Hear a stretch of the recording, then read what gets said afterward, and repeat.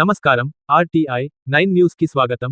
మేడ్చల్ మల్కాజిగిరి జిల్లా కీసర కాప్రా మండలంలోని అరుంధతి నగర్ కాలనీలో ఇళ్లకు మార్కింగ్ చేసి పెట్టారని సోమవారం నుండి కూల్చివేతలు ప్రారంభిస్తామని చెప్పారని బాధితులు శామీర్పేటలోని మల్కాజిగిరి పార్లమెంటు సభ్యులు ఈటల రాజేందర్ నివాసానికి వెళ్లి తెలియజేశారు. చెప్పిన వెంటనే కాలనీకి వెళ్లి పరిశీలించిన మల్కాజ్గిరి పార్లమెంట్ సభ్యులు ఈటల రాజేందర్ మాట్లాడుతూ దేశంలో వివిధ ప్రాంతాల నుంచి పొట్ట చేత పట్టుకుని కన్నవారిని వదిలిపెట్టి బతుకు తెరువు కోసం వచ్చి నివసించే ప్రాంతం జవహార్ నగర్, బాలాజీ నగర్ నివాసులు నిత్యం కూలిచేసి బతుకుతూ 5,000కో 10,000 జమ చేసుకుని జీవో నెంబర్ 58, 59 కింద భూములు కొనుక్కొని ఇల్లు కట్టుకున్నారు. హుడా అధికారులు వచ్చి మా బౌండరీలో వచ్చాయని బెదిరిస్తున్నారని, రెవెన్యూ అధికారులకు హద్దే లేకుండా పోయిందని, ఈ ప్రాంతం కీసర, కాప్రా మండలాల కిందకు వస్తుందని తెలిపారు. RTI 9 న్యూస్, మేడ్చల్ మల్కాజిగిరి జిల్లా బ్యూరో రిపోర్టర్ మేడ మల్లేశం. దేశవ్యాప్తంగా యూపీ, బీహార్, ఒరిస్సా, బెంగాల్ లాంటి రాష్ట్రాలతో తెలంగాణ పల్లెల నుంచి కూడా పొట్ట చేత పట్టుకొని కన్న ఊరిని వదిలిపెట్టి కనిపెంచిన ముసలి వాళ్ళని కూడా అక్కడే వదిలిపెట్టి చిన్నపిల్లలు వేసుకొని బతుకుదరి కోసం వస్తారు. వాళ్ళు వచ్చి అడ్డా పెట్టేది బాలాజీ నగర్లో, జవహర్ నగర్. ఇక్కడ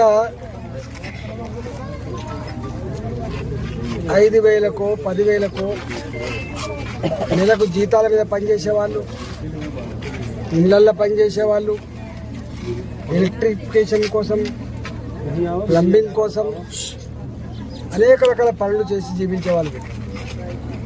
ఈ కూరగాయలు అమ్ముకొని, పండ్లు అమ్ముకొని నిత్యం కూలి చేసుకొని బతికేటువంటి ఈ కుటుంబాలకి 30 ఏళ్ల క్రితం, 40 ఏళ్ల క్రితం కట్టుకున్న ఇళ్ళకి ఆనాడు కేసీఆర్ ఉన్నప్పుడే జీవో నెంబర్ 58 కింద, 59 కింద ఇవాళ రెగ్యులేషన్ కూడా కాబట్టది. అట్లాంటి దాంట్లో ఈ బాలాజీ నగర్లో ఉన్నటువంటి ఒక కాలనీ అరుంధతి నగర్ కాలనీ.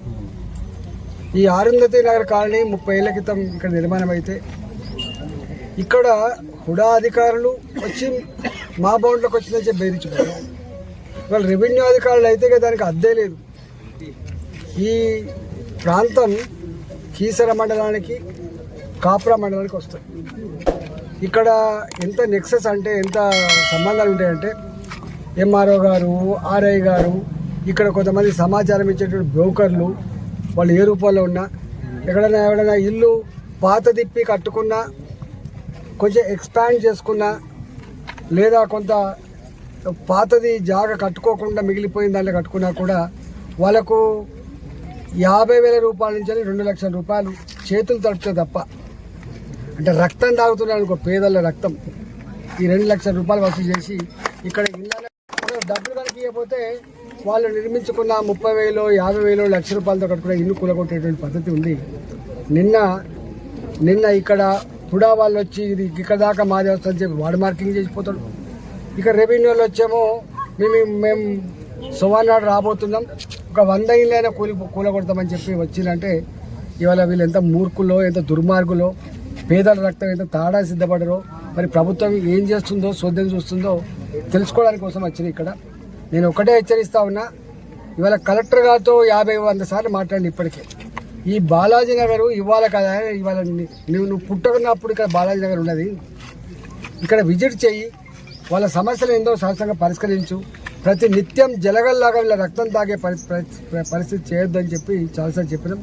అయినా వాళ్ళకు నిమ్మకు నీరెత్తినట్టుగా ఉన్నారు తప్ప, వాళ్ళ చెవి మీద పేరు పాడతలేదు తప్ప, పేదల బతుకులన్నా, పేదల ప్రజలన్నా కూడా వాళ్ళకి పట్టింపు లేని పద్ధతి కనబడతా ఉంది.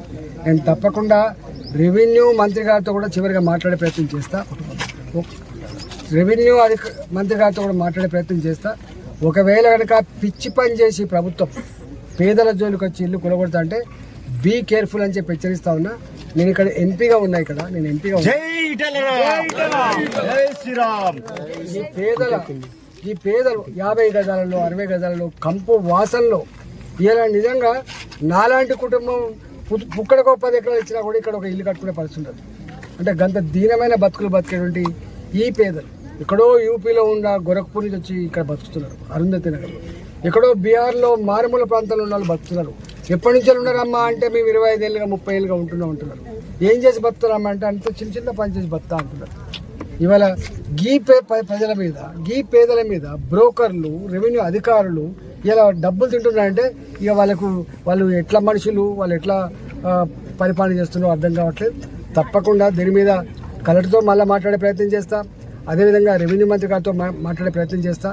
ఇది కనుక కూలగొడతా అంటే దీని సంగతి చెప్పడానికి నేను కూడా రేపు మండే నాడు ఇక్కడనే ఉంటా.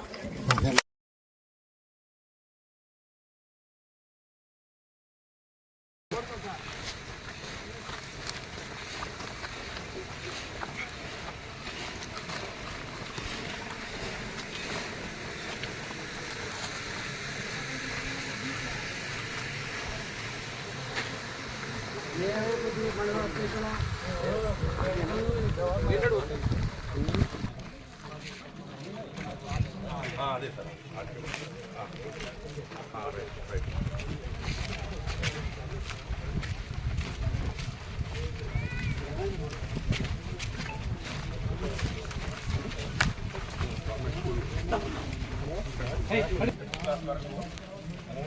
చెప్తారు సార్ పబ్లిక్ ఒక 15,000 వరకు ఉంటుంది సార్. 15,000 మంది ఉన్నారు సార్. ఓటు ఎక్కువ పడతాయి అంటే మాకు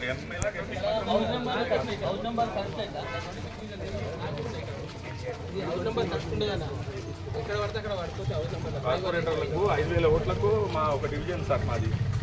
మాకు ఎక్స్ట్రా ఓట్లని వేరే డివిజన్ల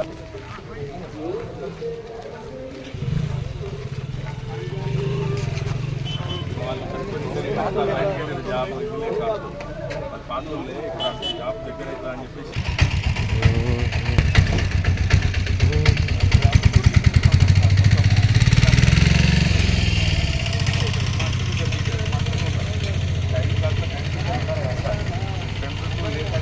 ప్రైవేట్ స్కూల్లోనూ ఆశిస్తుంటారు.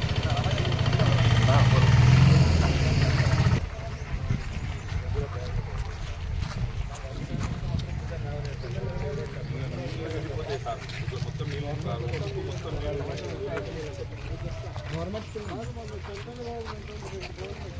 మొన్న 2 బోర్లు వేసుకుంటారు.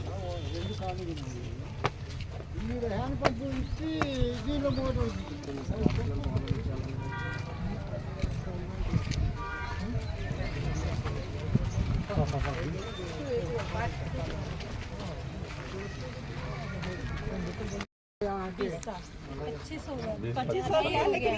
ये मंदिर का निर्माण करके 20 साल हो गए.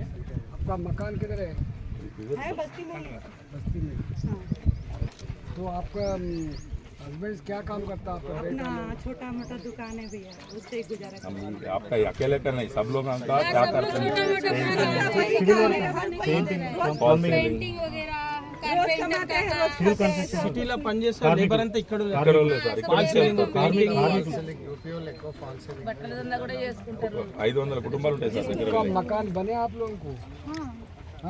हाँ, कोई किराए से है, कोई अपना बना लिया है, ऐसे ही सबका चल रहा है. यूपी से कौन सा प्लेस से है? कोई काशी से काशी. काशी से है, कुछ गोरखपुर से है, सब योगी अयोध्या से भी है सर. ज्यादा तो सब योगी के गाँव के ही हैं. యోగి ఇప్పుడు ఇవన్నీ వీటికి నోటీస్ ఇచ్చిందా? ఇప్పుడు రేపు కూలగొట్టుతామని చెప్పి నోటీసులు ఇస్తున్నది, భయపెడితే ఎక్కడ? ఇటు సైడ్ ఇటు సైడ్ సార్, అటు సైడ్ సార్, ఈ పక్క ఈ ఏరియా సార్, ఈ ఏరియాలో ఉన్న ఇళ్ళన్నీ కూలగొట్టమంటున్నారు. వేసిన ఫెన్సింగ్ ఏది ఇక్కడెక్కడ దాకున్నది? ఇది బుందర్గడ్డ ఉంది సార్, ఇక్కడ పక్కకు బుందర్గడ్డ ఉంది, అది బార్డర్ సార్. మీరు గుడి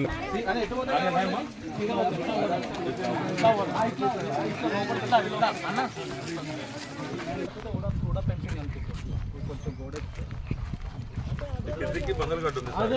ఇటు పోతే కొంచెం దీనికి కూడా సార్ చెప్పారు, అది అక్కడనే పెండింగ్ అయిపోయినా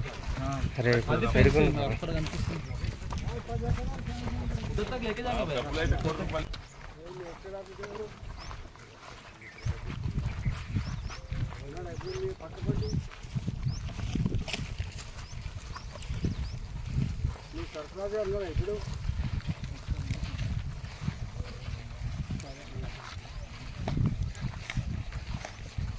ఆగండి ముందు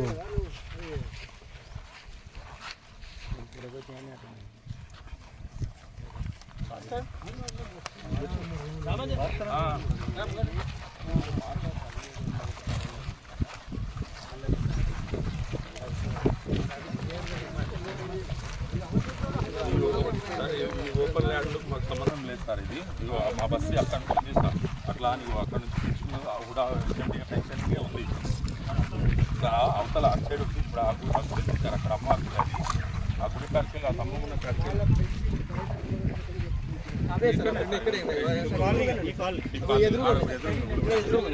కనిపిస్తుంది సార్. కనిపిస్తుంది సార్ గులబట్టి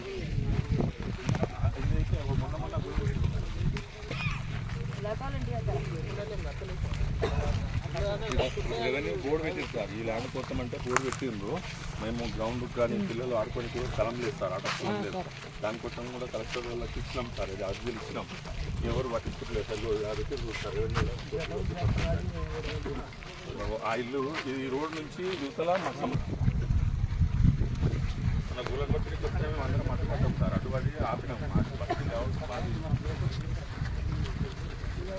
ఉంటారు సార్. ఉన్నారు సార్ మాకు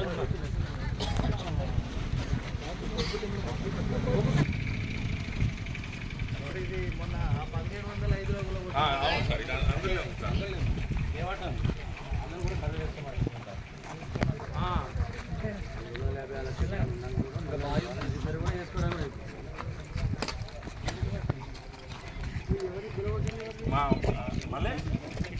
మల్లేషా ఓరుగులో కొట్టిరా మళ్ళీ ఓనర్